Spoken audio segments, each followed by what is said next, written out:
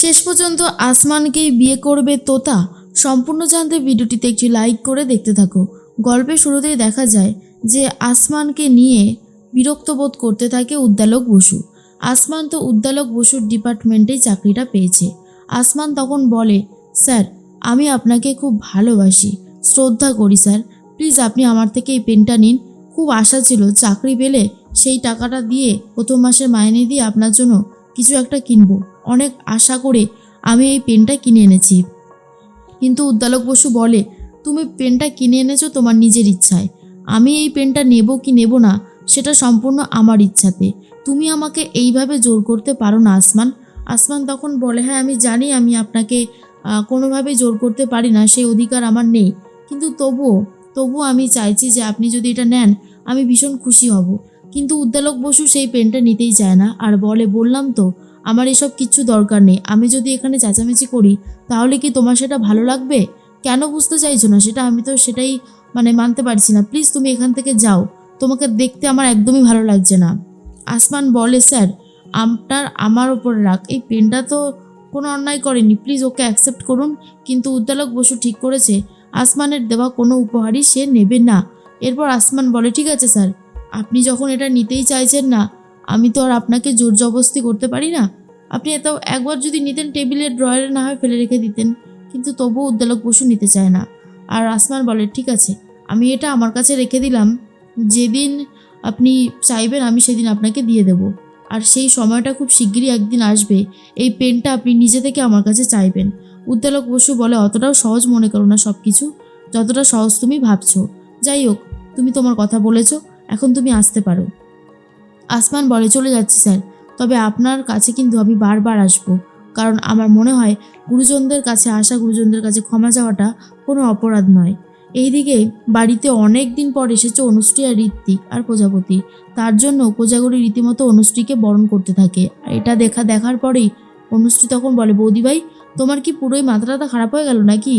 কোজাগরী বলে, না, এক যুগ পরে আসলে তো, এক যুগ পরে যখন এসেছো তখন তো একটু বরণ করে নিতেই হবে ভাই, কিছু করার নেই। ঠাম্মি তখন বলে, এই আসার সময় হলো, কখন থেকে আমরা সবাই অপেক্ষা করছি। অনুশ্রী বলে, মা তুমিও, বৌদিভাই কি করেছে দেখেছো, আমাদেরকে বরণ করে ঘরে ঢোকালো।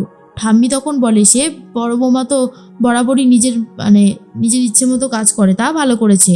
ঋত্বিক ভালো আছো তো? ঋত্বিক তখন বলে, হ্যাঁ মা আমরা খুব ভালো আছি, বৌদিভাইকে দেখার পর তো আরোই ভালো হয়ে গেলাম। এরপর খিলখিলকে নিয়ে আসে আর বলে, খিলখিল এটা হলো এই যে উদ্দালক বসু তোমার আঙ্কেলের বোন, আর এটা বোনের বর, বন্ধু বলে ডাকি সবাই। আর এটা হলো প্রজাপতি। তখনই সবার সাথে আলাপ করে আর এরপর অপরাজিতার কথা জিজ্ঞেস করে অনুশ্রী আর বলে, অপরাজিতা দিদি আসেনি? তারপরে অপরাজিতার কথা বলতেই কোজাগরী বলে, আসলে ময়ূরাক্ষী তো হসপিটালে রয়েছে, ওখানে আছে। তখন খিলখিল বলে, আমি গিয়ে মাসিকে এখানে পাঠিয়ে দিচ্ছি। কোজাগরী বলে, আরে না না, তুমি এরকমভাবে ভেবো না ব্যাপারটা, অনুশ্রী জিজ্ঞেস করলো তাই বললাম, আমাদের কিন্তু কোনো অসুবিধা হচ্ছে না। তাহলে তুমি এসব নিয়ে একদম ভেবো না তো, সব ঠিক হয়ে যাবে। উদ্দালক বসু এসে বলে, জানিস তো অনুশ্রী, আজকে মায়ের ছোট ছেলে আর ছোট বৌমা আসবে বলে সারা রাত আর ঘুম হয়নি, সকাল থেকে অপেক্ষা করে রয়েছে কখন ওরা আসবে। অনুশ্রী বলে, মা আমাদের জন্য অপেক্ষা করেছিলে না? তখনই ঠাম্মি বলে, নাও এবার তোরা কি ঝামেলা করবি নাকি, শেষ পর্যন্ত এই বয়সে এসে ঝামেলা।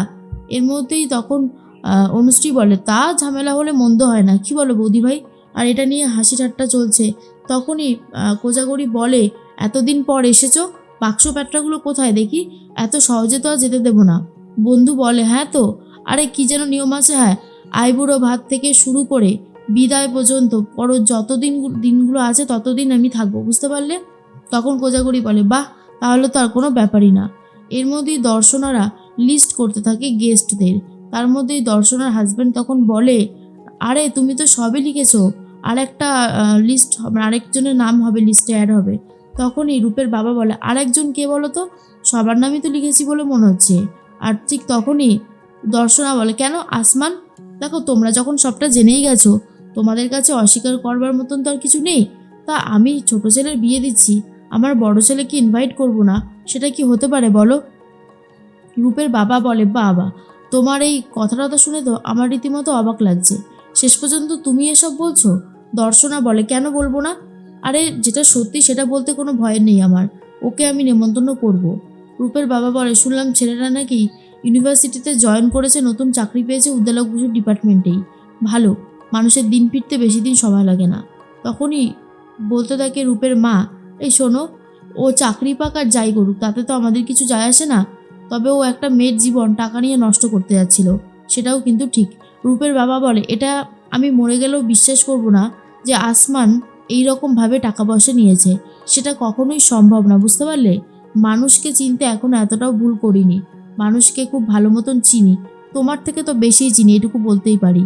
আর তখন দর্শনা বলে, যাই হোক আমি একটা আসমানকে ফোন করি। এই বলে আসমানকে ফোন করে আর বলে, আমি মিসেস চ্যাটার্জি বলছি। আসমান বলে, কোন মিসেস চ্যাটার্জি? দর্শনা বলে, দর্শনা বলছি। আসমান বলে, ও বলুন, কেন ফোন করেছেন, আবার কি চাই? তখনই দর্শনা বলে, আমার কিছু চাই না, এবার আমি তোমাকে কিছু দিতে চাই, যেটা শুনলে তুমি খুবই খুশি হয়ে যাবে। সামনেই তো রূপের বিয়ে, তো আমরা নেমন্তন্ন করছিলাম, ফোনে ফোনেই সবাইকে করছি, তোমাকে কিন্তু আসতেই হবে, ঠিক আছে? তুমি কিন্তু আসবে। আসমান বলে, তা হঠাৎ করে আমাকে নেমন্তন্ন করার কারণটা কি জানতে পারি? আর তখনই বলে, আরে এটাতে আবার কারণের কি আছে? ছোট ভাইয়ের বিয়ে, বড় ভাই আসবে না সেটা কি হয় কখনো? না না, বড় ভাইকেও আসতে হবে। তখনই আসমান বলে, যেতে পারবো কিনা জানি না, তবে আপনি নেমন্তন্ন করেছেন তাতেই আমি খুব খুশি। আসমানের মনে মনে ভীষণ কষ্ট হয়। আসলে আসমান তো তোতাকেই ভালোবাসতো সব থেকে বেশি, কিন্তু তোতাকে খুশি দেখতে চায় বলে বিয়েটা না করে রূপের সাথেই বিয়েটা দিয়ে দিচ্ছে, আর সেই জন্য আসমান আরও বেশি করে ভেঙে পড়ে। এর মধ্যেই তোতারা সবাই মিলে কথা বলছে, আর তখন উদ্দালক বসু বলে, আমার সব থেকে একটাই কথা, যেভাবেই হোক না কেন আমার মেয়ের বিয়েটা ভালো ভালো হয়ে যাক, তারপরেই তোমরা কোথাও যাবে, তার আগে যাবে না। বন্ধু বলে, আচ্ছা দাদা, শুনলাম আসমান নাকি তোমাদের কলেজেই জয়েন করেছে, তোমাদের ডিপার্টমেন্টেই। কথাটা শোনার পর উদ্দালক বসু বলে, হ্যাঁ একদম ঠিকই শুনেছ।